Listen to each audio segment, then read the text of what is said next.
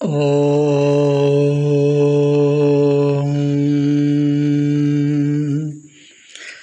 48th Sutra of the Vibhuti Pada is an expression and description of the one more Vibhuti.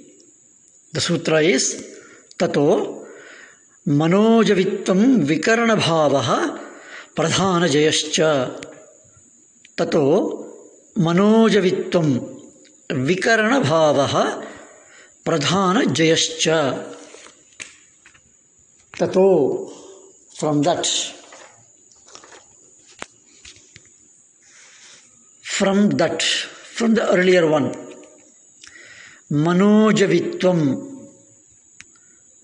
Manojavitvam means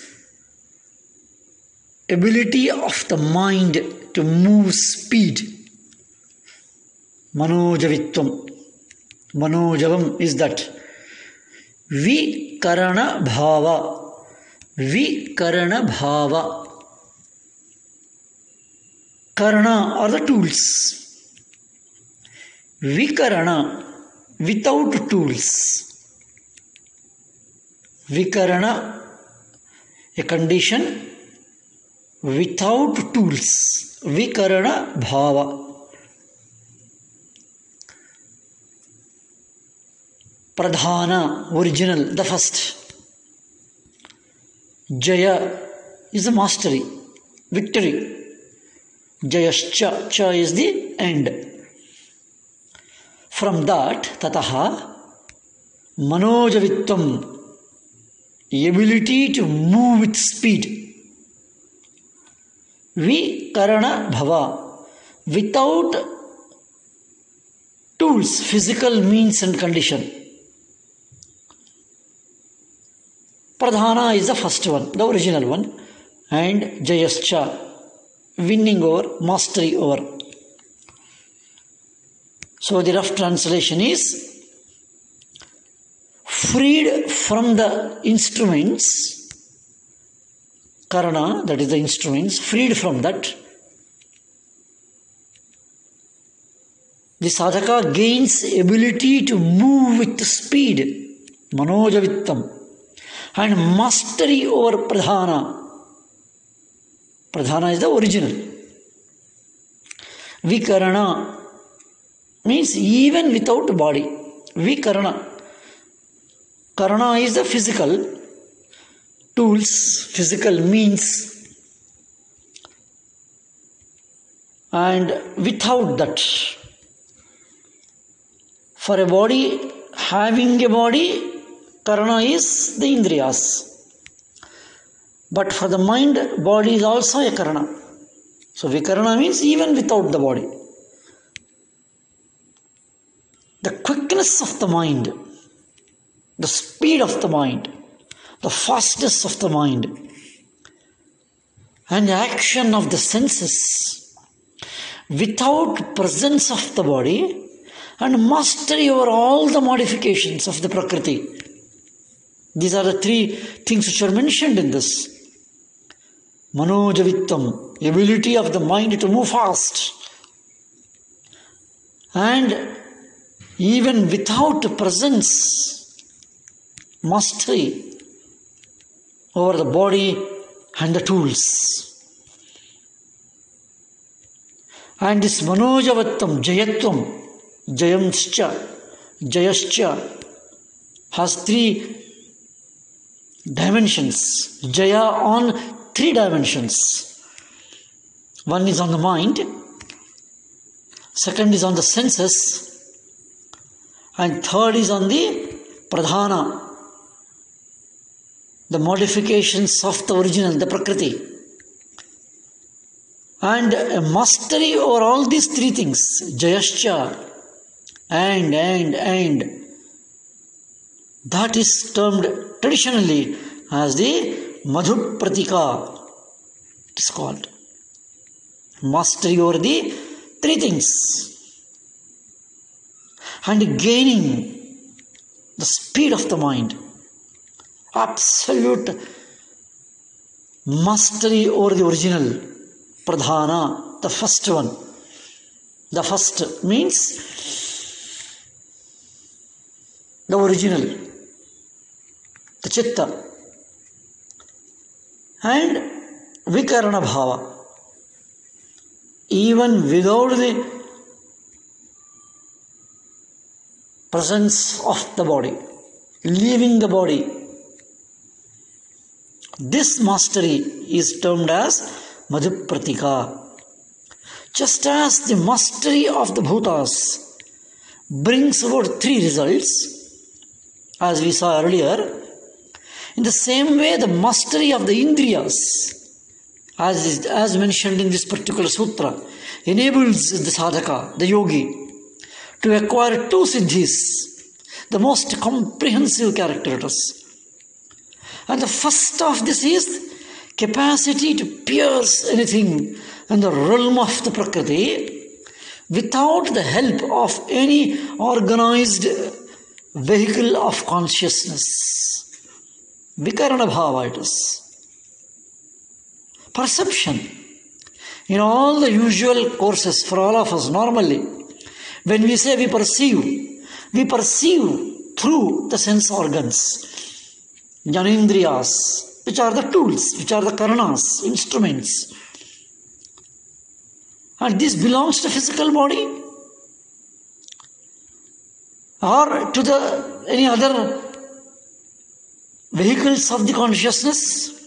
But gaining mastery over these indriyas and the pradhana, which has these three, and that mastery gives manojavitvam it is. And performing samyama on these instruments gives the mastery over that. Then that means perception without the presence of the instruments. This is something very high power. The Vibhuti is at a very high level. Means ability to smell, ability to taste, ability to feel, even without the presence of that particular instrument. These tools, karanas and indriyas, are the tools, medium, instruments, which convey the perceptions. But this particular sutra presents the possibility of perceiving directly, even without the presence of the indriyas. And that is the Vibhuti. We feel these indriyas, karana, are needed to perceive, but vikarana bhava is possible. And that possibility is available, and it becomes actual by the jaya, mastery over the pradhana and the instruments. And this non-instrumental perception is direct. It is instantaneous, zero time. The gap is zero time. No gap of timeline. And the consciousness of the ordinary man is confined rigidly within this physical body. And the range of our perceptive power is limited by the capacity of its sense organs. Means we are limited because we are grounded, confined with this body. We cannot imagine we can be without the body. We can be far away from the body. We can be without the body.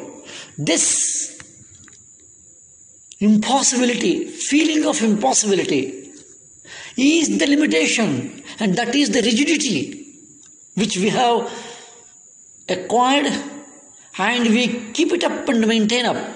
But breaking this limitation and breaking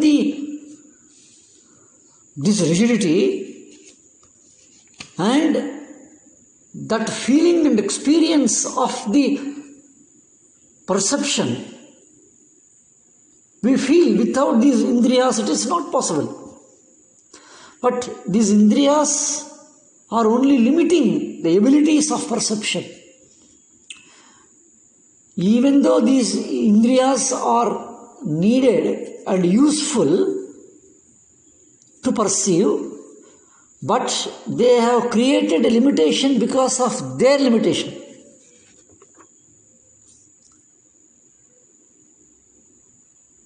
We have microscopes, telescopes, but these microscopes and telescopes, though they may help to expand, enlarge the capacity of these physical instruments, but still they are limited. So the secret of mastering anything completely lies in transcending it. Like as we understand, karma is mastered by transcending and passing beyond the karma. Similarly, the physical body is mastered completely when we can pass out of it and will use it as a mere vehicle of consciousness. Whenever we talk about the Manojavittam, we remember the famous shloka which all of us regularly chant in our homes as a Parayanam. Manojavam Marujatulya Vegam Jitendriyam Buddhimatam Varishtham Vatatmajam Vanarayudha Shri Ramadutam Sharasam Namami. Hanuman, the greatest embodiment of the faculties of yoga, the greatest embodiment of the vibhutis of yoga. Manojavam Marutatulya Vegam Jitendriyam Buddhimatam Varishtham. That is the power of the Manojavittam, which was told in this particular sutra. Now let us see the other sutras in continuation of them. Om Shanti Shanti Shanti.